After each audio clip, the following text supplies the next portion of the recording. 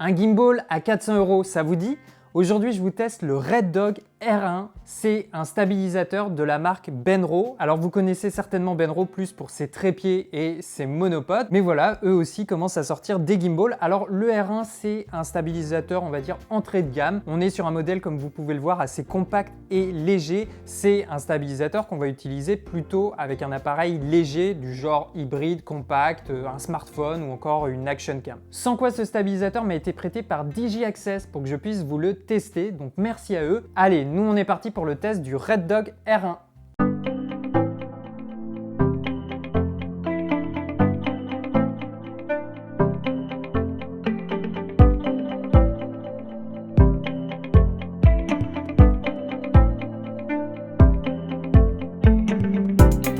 Le Red Dog R1, c'est un stabilisateur électronique, également appelé gimbal. Alors l'appareil se présente dans cette jolie petite valise de rangement et vous voyez la boîte est très compacte, on n'a pas d'espace inutilisé, donc ça va être vraiment top pour le transport. Pour vous donner une idée des dimensions, la valise fait 32 par 29 cm. Ensuite, qu'est-ce qui nous est livré? Alors on a le gimbal, le mini trépied, 2 piles, un chargeur, un câble pour appareil Sony, un câble pour Panasonic, un câble USB ainsi qu'un support d'objectif et la mallette de transport. Ensuite, au niveau des caractéristiques du gimbal, de bas en haut, on a le mini trépied qu'on peut venir visser à la base du gimbal. La poignée en silicone, plutôt confortable, elle est assez dense, on la sent bien en main. Ensuite, si on dévisse la poignée, on a l'espace pour les 2 batteries. La marque annonce une autonomie de 12 heures, ce qui est pas trop mal, c'est une moyenne maintenant qu'on retrouve chez plusieurs gimbals. Un peu au-dessus, on arrive sur quelques commandes, un joystick, un bouton pour prendre une photo ou encore pour déclencher un enregistrement. Donc ça, c'est les boutons de contrôle de la caméra par câble. À droite, on a le petit switch on-off. Et puis à l'opposé, cette fois, on a une commande de zoom. Donc là, toujours dans le cadre du contrôle à distance. Et puis derrière, là, on a la petite molette pour passer du mode vertical au mode horizontal en faisant pivoter la poignée. Donc le système est plutôt ingénieux.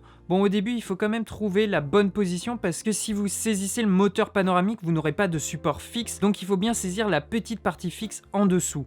Mais ça reste une option quand même bien pratique et c'est valable aussi pour le rangement parce que du coup, ça permet de gagner de la place sans avoir à séparer le gimbal en différentes parties, comme ça peut être le cas parfois avec certains stabilisateurs. Ensuite, on retrouve les 3 axes habituels, le panoramique, le roulis et l'inclinaison.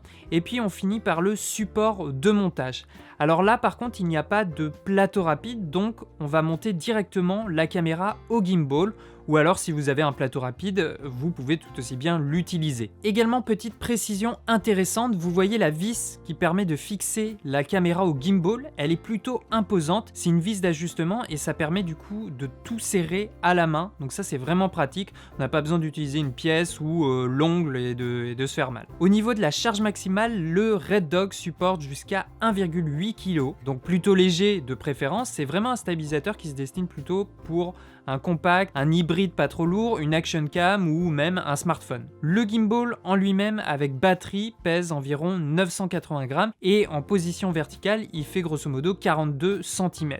Côté coloris, on est sur du gris foncé, bon voilà, c'est assez discret on va dire. Au niveau de la stabilisation classique, on a juste le plateau horizontalement, ensuite l'inclinaison, puis le roulis et enfin le panoramique. Ok, maintenant on va l'allumer et commencer par voir les différents modes qui nous sont proposés sur ce gimbal. Alors une fois allumé, là sur ce stabilisateur, on n'a pas d'écran LCD, donc il va falloir se fier à la petite diode lumineuse. Par défaut, elle est bleue, donc ça signifie qu'on est en mode lock mode, donc je rappelle, là tous les axes sont verrouillés. Ensuite, pour changer de mode, il faut faire glisser le switch d'alimentation vers le bas. Là, la LED va changer de couleur, elle est maintenant orange, et là c'est le mode de suivi panoramique horizontal. Ensuite, on rechange de mode, donc là la LED devient violet rose, c'est le mode universel, le All Follow mode, donc là tous les moteurs sont activés. Également, si on se connecte à l'application dans ce dernier mode, on va pouvoir utiliser le mode POV ou Roll Follow mode, c'est le même. Voilà, pour faire une rotation à 45 degrés sur un des côtés. Et puis quand la LED est rouge, c'est que les batteries sont quasiment vides. Sans quoi la marque propose également une application qui va nous permettre de commander le gimbal à distance. Donc la connexion est assez simple par Wi-Fi et Bluetooth. Dans l'application, on a un petit guide de démarrage en anglais. Ensuite, on a la sélection de la force des moteurs. Alors c'est pas ultra explicite, on n'a pas une échelle de poids par rapport à la force des moteurs. On a le choix entre 4 niveaux de contrôle. Après, pour tester la force des moteurs, vous pouvez positionner le gimbal dans une position un peu difficile pour les moteurs, par exemple à l'horizontale, et vous testez l'un après les autres les différents niveaux de force des moteurs par rapport au poids de la caméra et de l'objectif que vous utilisez. Si le gimbal vibre, c'est que la force sélectionnée est trop faible par rapport au poids de la caméra et de l'objectif embarqué. Ensuite, dans le premier onglet de l'application, c'est le control panel. On a le joystick tactile qui peut contrôler l'orientation à distance. On peut prendre une photo, déclencher une vidéo si votre appareil est compatible évidemment, sachant que pour l'instant il n'y a que les appareils Sony et Panasonic qui sont compatibles avec le contrôle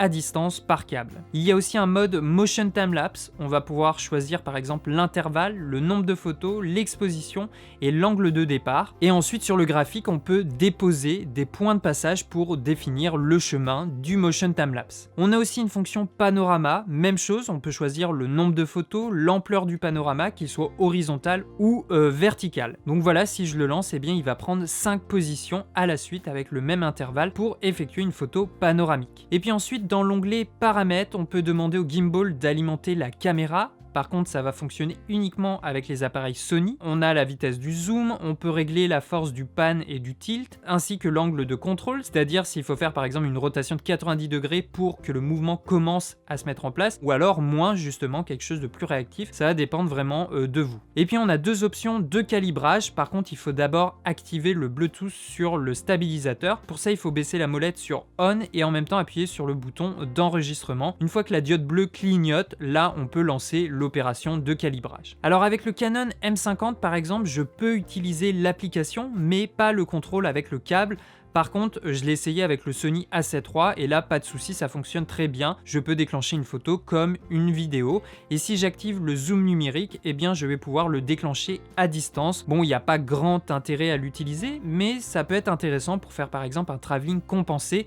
Vous savez, c'est quand on mélange deux mouvements opposés, ça donne cet effet de perspective un peu mouvante et ça peut être sympa pour souligner une émotion particulière d'un personnage. Allez, maintenant je vous laisse observer des plans pris au Canon M50 et à l'A7 III avec le Red Dog R1.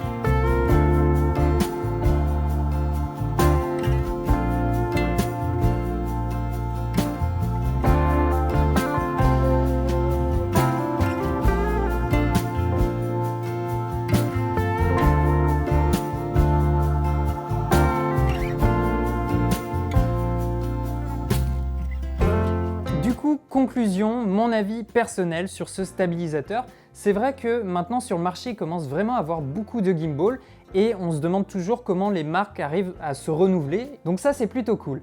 Alors je vais commencer par les points positifs. Ce qui m'a plu avec le Red Dog 1, c'est son aspect compact, léger. C'est un appareil nomade, on va l'emmener assez facilement avec soi en voyage. Je vous ai parlé également de la poignée pivotante, ça aussi c'est inédit et c'est vraiment très pratique.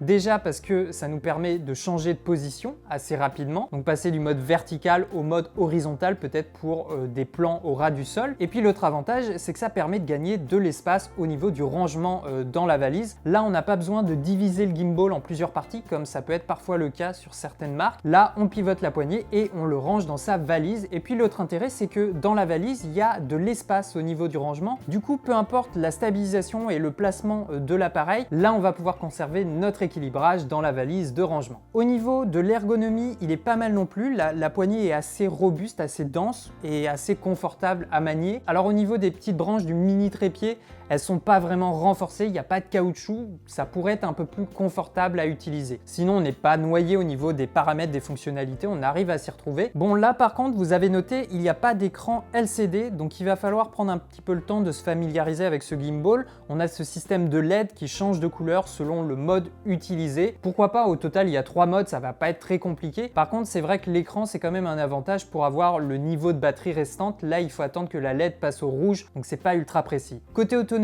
12 heures annoncées, j'ai pas eu de soucis moi pendant mon test, je l'ai rechargé 1 ou 2 fois, mais il y a largement de quoi faire pour une journée de tournage, à moins que vous avez décidé, par exemple si vous utilisez un appareil Sony, de l'alimenter directement avec le gimbal, et là la batterie va chuter plus vite. Côté charge admissible, 1,8 kg, donc voilà, on est bien avec un gimbal plutôt pour des charges assez légères, des setups pas trop lourds. Moi, Canon M50, il n'y a pas de souci. A7 III et le Tamron 2875, j'ai pas eu de souci non plus. Il faut juste augmenter la force des moteurs. Déjà, jusqu'à 1,8 kg, on peut embarquer beaucoup de caméras. Après, si vous voulez l'équiper de boîtiers réflexes peut-être plus imposants ou encore des caméras cinéma, il faudra passer sur une autre gamme d'appareils. Et puis également, ce que j'ai aimé dans la prise en main de ce gimbal, c'est les vis de serrage, notamment celles qui se trouvent au niveau du plateau rapide. Vous voyez, c'est une grosse vis. Et on n'a pas besoin d'utiliser un tome-pouce, une pièce ou se casser l'ongle. Là, on peut tout faire à la main et serrer assez efficacement l'appareil au plateau rapide. Donc ça, c'est plutôt pratique. Et ce système de vis, je l'ai vu assez peu sur d'autres gimbals. Et puis l'application également, j'ai pas eu de soucis particuliers. On arrive à s'y connecter assez facilement avec le Wi-Fi et le Bluetooth. Et ça marche plutôt bien. Alors l'application n'est pas trop complexe et elle fait pas non plus retour vidéo. Mais on a le motion time-lapse, la fonction de panorama et puis on peut régler voilà, les différents paramètres du gimbal. Au niveau des petits manques, alors ça aurait été pratique qu'il y ait par exemple un bouton ou une gâchette pour recentrer l'appareil. Moi personnellement en tout cas c'est un truc que je trouve très pratique sur les gimbals de manière générale. J'en ai parlé, ça aurait été bien peut-être d'avoir un petit écran LCD, c'est vrai qu'on a l'habitude d'en utiliser un et pour avoir quelques infos comme le niveau de batterie restant, ça peut être assez pratique. Également au niveau des modes, on n'a pas celui de la rotation à l'infini à 360 qu'on peut retrouver chez certains gimbals et on n'a pas non plus un mode sportif on va dire, où la vitesse des moteurs est augmentée, la réactivité voilà, de suivi des axes. Voilà, là, on n'a pas ces deux modes. Bon, après, je rappelle qu'on est sur un gimbal à 400 €. Et puis également, c'est dommage pour le mode POV, enfin la rotation à 45 degrés à gauche ou à droite. On est obligé de l'activer sur le smartphone. Donc là, c'est dommage de ne pas avoir intégré le déclenchement de ce mode directement sur le gimbal. Et puis également, pour régler la force des moteurs, la réactivité des axes, on est obligé de passer par l'application et on ne peut pas le faire directement dans le gimbal. Il n'y a pas un menu où on pourrait le faire comme c'est parfois le cas chez d'autres marques. Donc voilà, c'est pas forcément un point négatif, mais moi je sais que personnellement, je n'aime pas trop avoir de choses à régler avant un tournage sur un smartphone. Je préfère le faire directement sur mon boîtier ou là en l'occurrence le gimbal. Également, on peut espérer voir dans l'avenir un peu plus de compatibilité au niveau de la communication par câble. Je pense à du Canon, Nikon, Fujifilm, Olympus. Pour l'instant, on a voilà que Sony et Panasonic. Donc ça serait bien de pouvoir augmenter un petit peu les compatibilités. Sinon, au niveau de la qualité, de la stabilisation, c'est aussi ça qui vous intéresse.